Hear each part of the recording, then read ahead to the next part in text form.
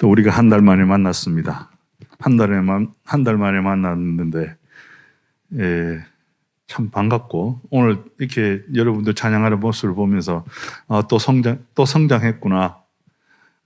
또 이렇게, 인원도 늘었지만, 이렇게 찬양하는 모습들이 또 여기 이 자리에, 또 이 토요 찬양이라는 우리의 목적에 맞게 여러분들이 이렇게 변해가는 모습들이 보입니다. 그리고 이렇게 보석도 보이고, 하여튼 감사해요.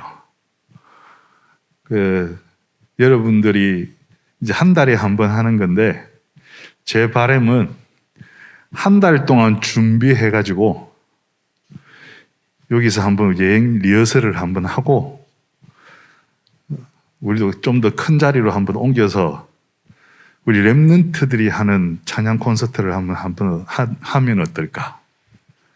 다 끄떡끄떡 했어. 다 끄떡끄떡하고 아멘 했어요. 그래서 우리 랩런트들이 워십도 하고 노래도 하고 악기도 하고 또 거기에 필요한 것들이 있다면 노래도 가르쳐주고 악기도 가르쳐주고 또 워십도 가르쳐주고 또 뭐 이런저런 도구들이 찬양을 하기 위한 도구들이 있다면 우리가 모든 것을 동원해서 여러분들과 함께 하나님을 찬양하는 전 성도와 함께 하나님을 찬양하는 그 자리가 만들어지기를 소원하고 함께 기도합시다. 아멘. 오늘의 말씀드립니다. 오늘 우리가 은혜 받고 성취될 말씀은 고린도전서 11장 23절에서 26절의 말씀입니다. 여러분들이 늘 접하는 말씀입니다. 다시 한번 우리 묵상하는 마음으로 다 같이 한번 읽어봅시다. 내가 너희에게 전한 것은 주께 받은 것이니 곧 주 예수께서 잡히시던 밤에 떡을 가지사 축사하시고 떼어 이르시되 이것은 너희를 위하는 내 몸이니 이것을 행하는 나를 기념하라 하시고 식후에 또한 그와 같이 잔을 가지시고 이르시되 이 잔은 내 피로 세운 새 언약이니 이것을 행하여 마실 때마다 나를 기념하라 하셨으니 너희가 이 떡을 먹으며 이 잔을 마실 때마다 주의 죽으심을 그가 오실 때까지 전하는 것이니라. 아멘. 나를 기념하라라는 말씀 드립니다. 우리가 지금이 고난주간이죠. 이 고난주간은 예수 그리스도께서 세상 죄의 그 모든 것들을 짊어지시고 그 십자가를 순종으로 우리를 대신해서 지시고 희생하신 또 그리고 피 흘려 죽으신 성금요일이 있는 주간이에요. 그래서 우리가 그 기간 동안 그 예수님의 순종과 희생을 우리가 생각하자 하는 그 고난 주간을 우리가 정해놓고 있어요.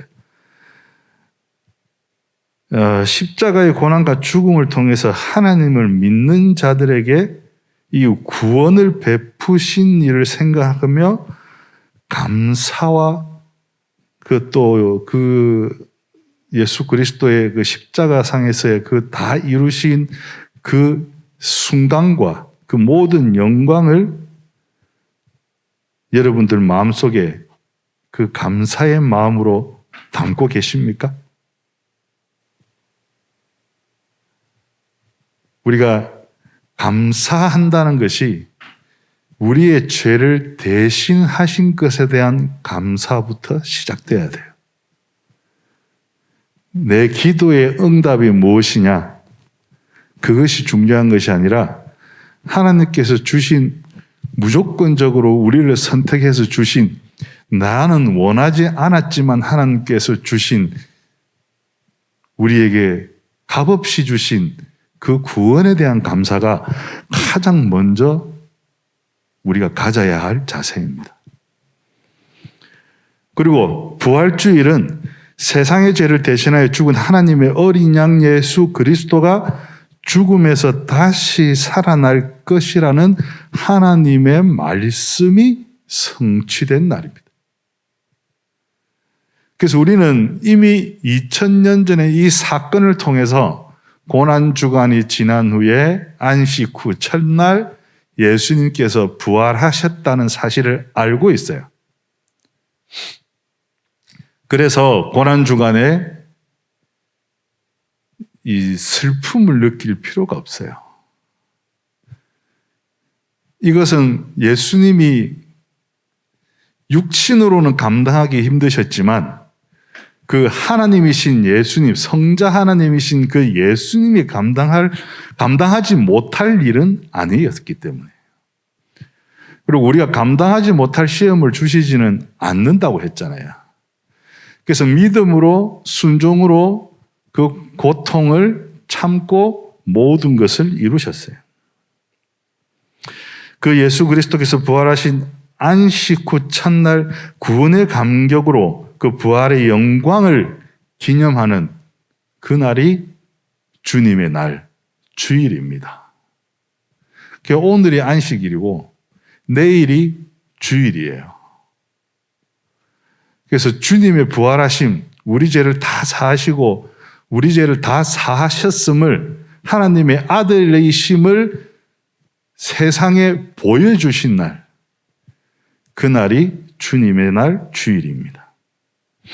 오늘 말씀을 통해서 진정한 부활의 의미와 기쁨을 찾고 또 구원의 소식을 전하는 증인, 증언하는 증인, 부활의 소식을 전함으로 찬양하는 그 증인의 찬양이 시작되는 시간 되시기를 바랍니다.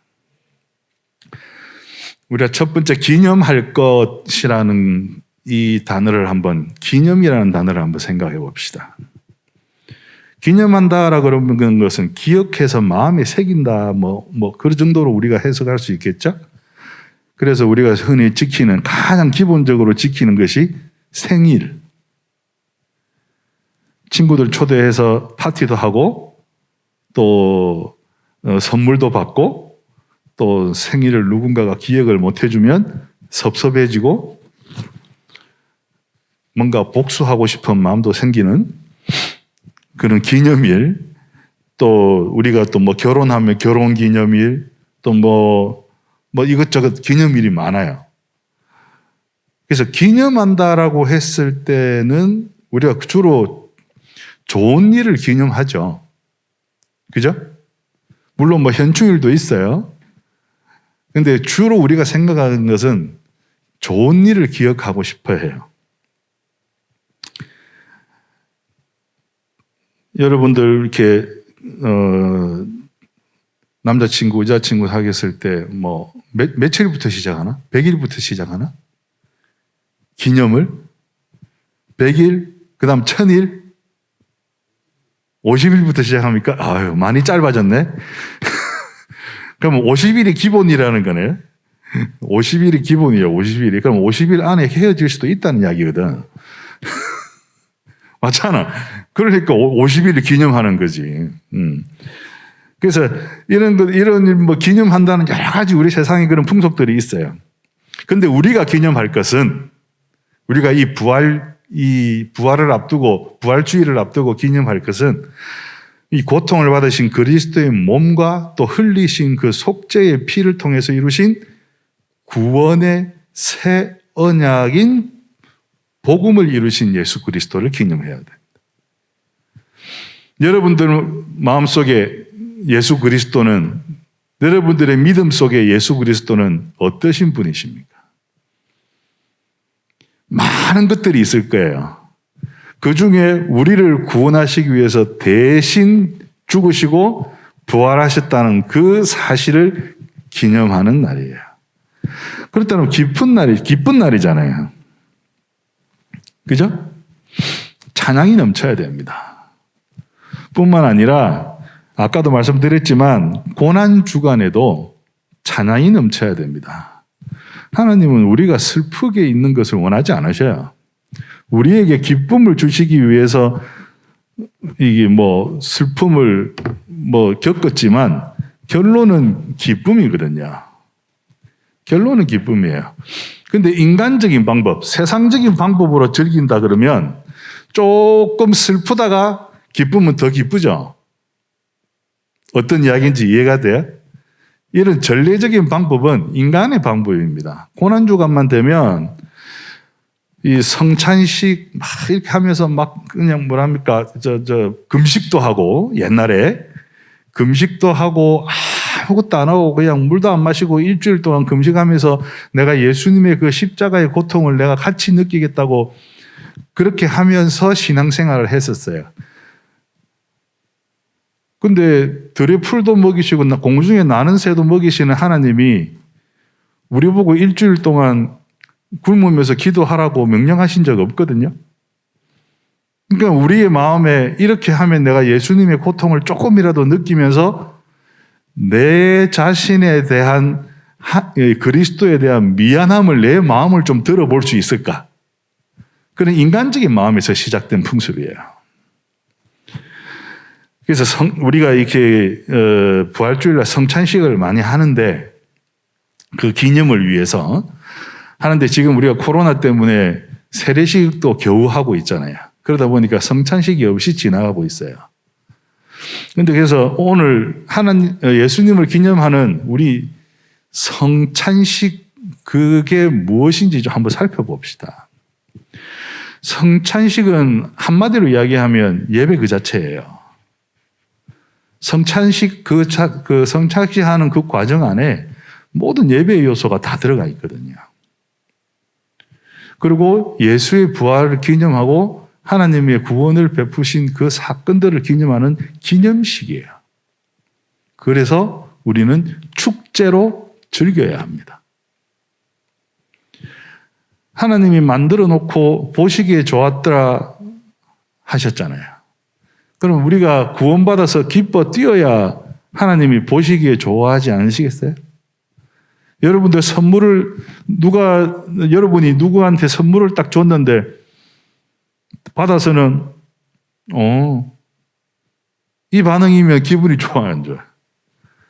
누군가 선물을 줬으면 리액션, 내가 하나 있는 거라 할지라도 우와 이렇게 한번 리액션 하는 것이 그 선물하신 분에 대한 예의가 아닌가요? 그래야지 다음에 또 하나 더 준비해 주지.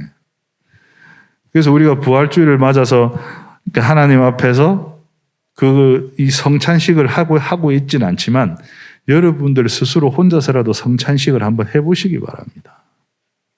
이때까지 많이 해봐서 어떻게 하는지 알잖아요. 많이 보아왔잖아요. 그죠? 여기 다 세례 받았죠? 성찬식 참여 다 해봤죠? 그 형식을 한번 여러분들이 지켜보세요. 꼭 떡과 포도주가 있어야 되는 건 아니에요. 성찬식 스스로 한번 해보라 그랬다고 해서 또 포도주 사가지고 한 병 다 먹고 그러지 말고 응? 포도주스라도 해야 되니까. 그래서 그 상징적인 그런 그 떡과 포도주가 중요한 건 아니에요. 그래서 지금 요즘 우리가 이게 성찬식을 하고 있는 방식은 이 시간적으로 이제 일단은 부활을 배제하고 고난의 상태에서 고난 전이 예수님이 오늘 본문에 나왔듯이 잡히시기 직전에 그날 밤이거든요. 그날 밤에 베푸신 성찬이기 때문에 바로 붙잡히실 거다, 고난받게 되실 거다라는 그 생각으로 이렇게 좀 그걸 상황을 재현해서 좀 엄숙하게 지내려는 습관이 있어요. 이게 이제 절기를 강조하는 가톨릭적인 방식입니다. 어떻게 보면 예수님이 오신 그 상황에서도 우리가 율법적인 방식으로 이 성찬을 행하고 있는 거예요. 초대교회 시대 때는 이 안식구 첫날, 주님의 날 저녁에 오늘 요번 주는 누구 집에, 요번 주는 누구 집에 이렇게 돌아가면서 모이고 또 그것도 힘들면 저 지하 무덤, 카타콤베 이런 데서 모여서 떡을 떼고 포도주를 이게 부어서 나누면서 매주 성찬식을 하면서 하나님께 예배를 드렸어요. 성찬 그 자체가 예배이기 때문에. 그래서 성찬은 하나님의 영적 양식을 받는 시간이에요. 우리가 떡과 포도주가 단순하게 음식, 음료 이런 것이 아니라 술과 안주 이런 것이 아니라 그냥 이 포도주와 떡이라는 그 상징성을 가지고 이것이 예수님의 몸과 예수님이 흘리신 피라는 그 내 마음속에 리마인드를 하면서 그 속에 예수 그리스도의 말씀을 되새기는 영적 양식을 받는 시간이라는 거예요. 이 성찬은 은혜의 수단이에요. 그 말씀을 통한 은혜를 받는 그 수단이에요. 성찬은 예배 그 자체라는 거예요. 포도주와 떡이 중요한 것이 아니고 그 속에 담긴 의미가 중요하다는 거예요. 그래서 성찬은 이 예배 때 그 제사의 요소들을 모두 포함하고 있거든요. 예배, 이 구약의 제사의 요소들을 다 포함하고 있어요. 축사하시고 하신 그 말씀에 이제 찬양의 의미가 포함되어 있고, 떡과 잔에 그리스도의 몸과 피, 죄의 사함, 그리고 그리스도의 말씀, 복음의 말씀이 포함되어 있고, 그 다음 재물이 빠져 있죠, 그죠? 여기서 우리가 구원받고 부활하신 예수 그리스도를 기념하는 그 성찬, 이 예배에서 재물은 무엇입니까? 물질이에요. 제사들이 그래서 옛날 구약에 그 양을 잡아서 그 피를 흘린 양의 피로 제사드리던 그 재물이 지금 무엇이냐라는 거예요. 여러분이에요. 나를 제물로 드려야 돼요. 그러면 예배가 완벽하게 성립이 되는 거예요. 나의 삶을 드리는 거예요. 그래서 우리가 현대는 편리한 시대다 보니, 좋은 시대에서 좋은 세상이다 보니 이것을 무엇으로 대신하냐? 헌금으로 대신하고 있죠. 그 헌금에는 나의 11조도 포함되어 있고 감사헌금도 포함되어 있고 모든 다양한 헌금들이 포함되어 있는데, 그것이 무엇이냐? 내가 한 달 동안, 일주일 동안, 하루 동안 무엇을 해서 이 물질을 모으게 되었느냐? 누가 주신 물질을 내가 받은 것이냐? 이 물질의 주인은 누구냐에 대한 고백으로 하나님께 그 물질을 바심으로 찬양을 하는 거예요. 그럼 그 물질을 뭔가 아끼면 하나님 것을 훔치는 것이라고 이야기하잖아요. 더불어서 나를 덜어서 드리는 거예요. 나를 다 드리는 것이 아니라 내가 물질을 나를 위해서 쓰기 위해서 남겨놓는다는 것은 나를 조금 빼고 나의 일부를 드리는 것밖에 안 돼요. 그래서 물질의 금액이 얼마냐가 중요한 것이 아니잖아요. 두 렙돈의 여인을 우리 예를 봐도.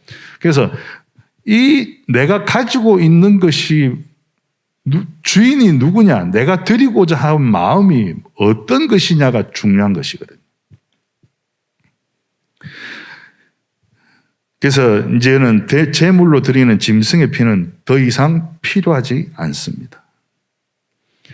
여러분 자신을 드리는 성령 충만의 산제사가 필요합니다.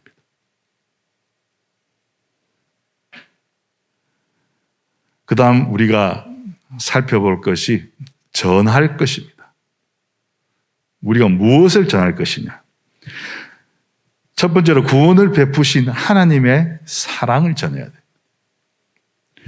그리스도의 순종으로 희생하신 그 은혜를 전해야 됩니다. 또 회개함으로 믿게 하시는 그 성령의 충만을 전해야 합니다. 그것이 구원의 소식, 복음의 그 스토리에 다 포함되어 있는 이야기들입니다. 그럼 어떻게 전하냐? 이 삼위일체 하나님을 어떻게 전하냐? 좀 전에 이야기가 나왔듯이 우리가 목숨 걸고 전하겠다. 세상에서는 이 방법을 보고 어리석은 방법이라 그러죠. 그러나 우리에게서는 최선의 방법입니다. 그래서 하나님이 첫 번째 아담을 통해서는 언약을 실패하셨지만 두 번째 아담을 통해서는 하나님이 직접 오셔서 언약을 성취하셨습니다. 이것이 새 언약이고 지금까지 우리가 그 언약 속에 살고 있습니다. 예수 그리스도의 말씀을 먹고 마심으로 하나님과 하나 되고 또 성도가 하나 되어서 우리가 성도 간의 나누음으로 해서 하나가 되는 것이 아니라 하나님과 나눔으로 한 하나님을 섬김으로 성도가 하나가 되면 그 성도 간에 불화는 있을 수가 없습니다. 완전한 하나가 되는 것입니다.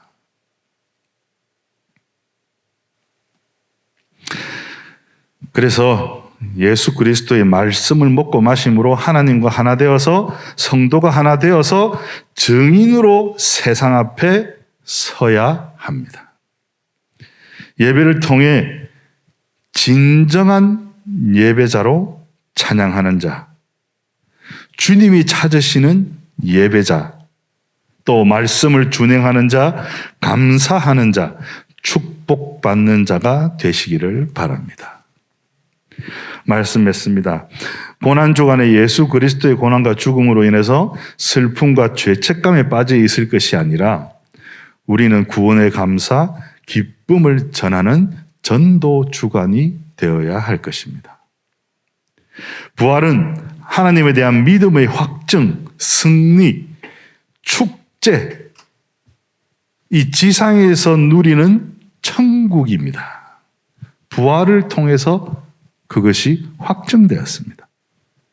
예원 예수님 교회, 이 예수님이 원하시는 예수님 교회, 예수님 공동체, 이 이름들이